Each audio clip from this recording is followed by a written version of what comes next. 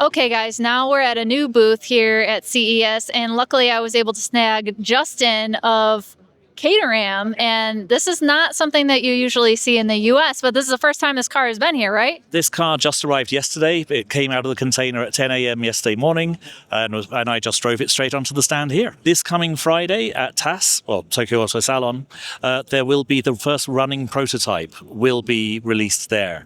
But this car, it looks very, very similar. This is more of a show car rather than a running prototype.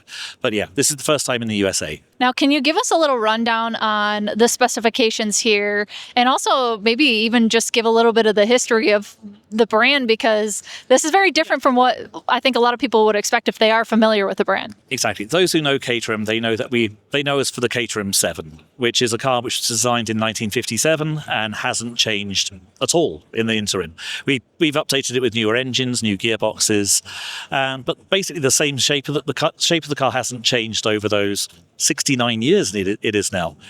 But the ethos of the car is pure, simple, and lightweight. And when it came to making an EV, we wanted to stick to those three things. It has to be pure, it has to be simple, and it has to be light, and it has to be fun. So whilst you can get a 2,000 horsepower Chinese car to go around the Nürburgring faster than anything else now, we're not interested in huge power. We're not interested in four-wheel drive, four-wheel steering, or torque vectoring, because we think the only thing controlling the direction the car goes in should be the driver. So we've put one single motor in the back here. The motor is from Yamaha. That just powers the rear wheels. There's no clever trickery in there at all. What you do with the accelerator is what affects that electric motor. Then we also have the batteries are not all piled up under the floor, underneath the driver. The batteries are at the front and the rear of the car. That means the driver's ass, for a better term, is much lower to the ground. So you sit nice and low, and you get a more sporty feel because of that. And also, by putting the batteries at the front and the rear, the weight is front and rear, and there's no weight in the middle. That's the same as the Caterham 7, which means you get a polar movement. So when you turn into a corner, the front wants to perhaps go left, the rear wants to go the other way. It makes it, for want of a better term, drifty. So we've made a car specifically to be fun to drive, not to be the fastest, not to be the most ecological, just to be the most fun. That's all we care about. And I didn't see a range figure on there. I probably missed it. But do you have figures as far as what the range possibility is? Yes.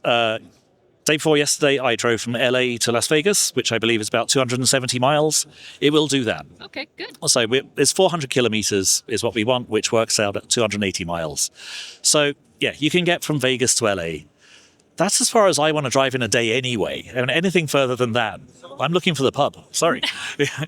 I don't blame you. Now, fast charging wise, this has the ability to fast charge. We're here in the US. It's very popular to talk about the North American charging system now. So how would you be able to recharge this? We're not cutting edge. Again, we're Caterham. That's all right. So we are only a 400 volt system. We're not 800 volt system because it's easier, it's safer. So you'll be able to use what today is considered a fast charger. I know that there are supposedly much, much faster charging facilities coming through in the US. Yeah, I'm afraid that's not going to be for this car. Yeah, I think I saw it was like 100 kilowatt type.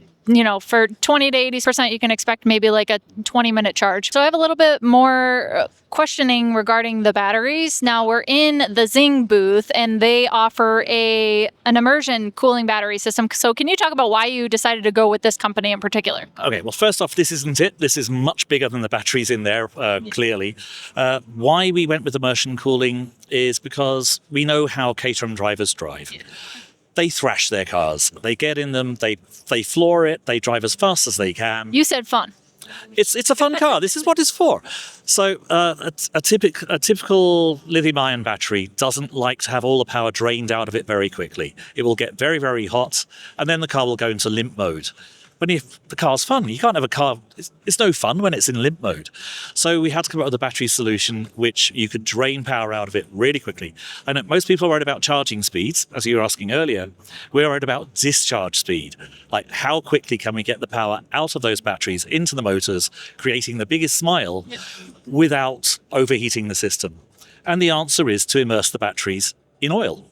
So Z Mobility specialize in immersion cooled battery technology. So that helps us on what I mentioned about the speed we can get the power out.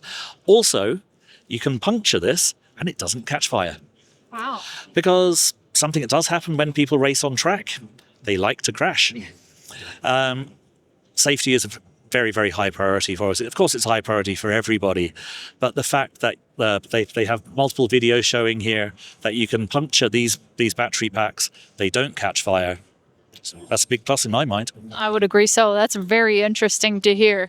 Well, thank you so much, Justin, for spending some time with us. He's the jack of all trades here at Caterham, and we appreciate you giving us a little tour here. It's pretty impressive, and I hope to see it on U.S. roads here pretty soon. Next year. He said it, next year. Stay tuned. Until next time, drive, fly, ride. Go electric.